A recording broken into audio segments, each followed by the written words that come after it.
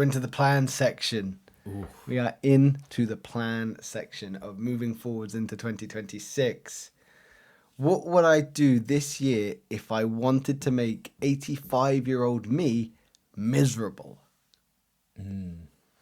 What would Right. I do this year if I wanted to make 85-year-old me miserable? So what my thoughts are with this straight away is something we've posed in our podcast. Not to say we're on parallel with Chris Williamson, but, you know, swings and roundabouts. Is what would you do that your future self would thank you for? So it's a similar sort of mindset, but what would you do this year if I wanted to make 85-year-old me miserable? Stay inside. Mm. Don't go out. Don't worry about what I'm eating. Don't meet friends. And whenever you feel like you're going away from your sense of purpose, keep walking that direction. What is Will Taylor's sense of purpose at this current moment? Building something with longevity that my kids could inherit.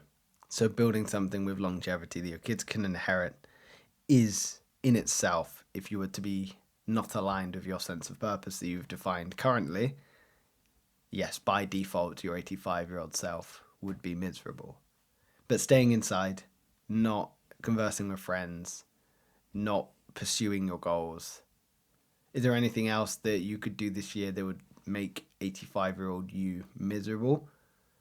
Or do you want to expand on what you've said? Why is it about staying indoors, for instance, that would make you miserable?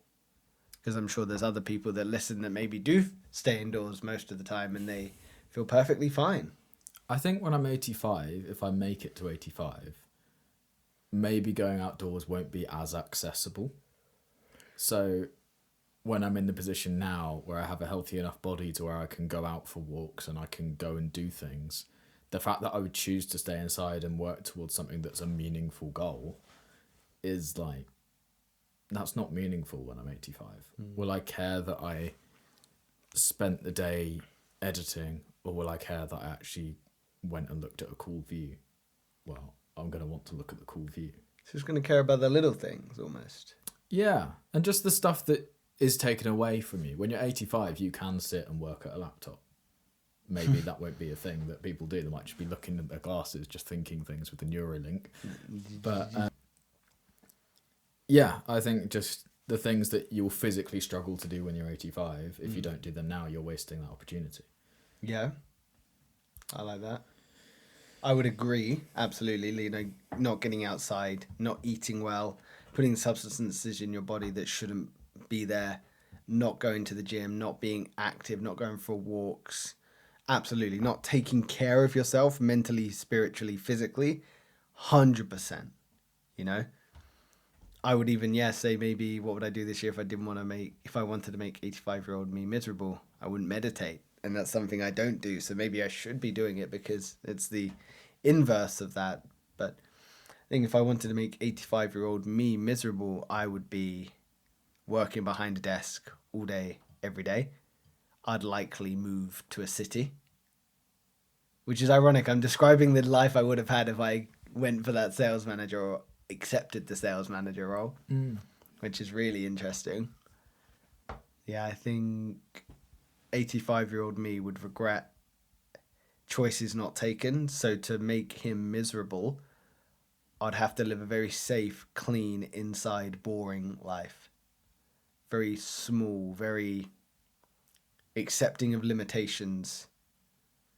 What would I do this year if I wanted to make 85-year-old me miserable? I wouldn't speak to any girls that I'm attracted to.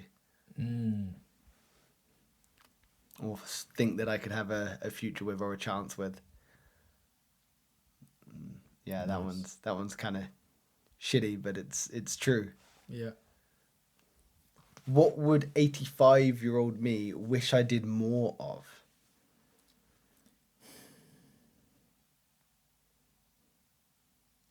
Spending time with the people I love.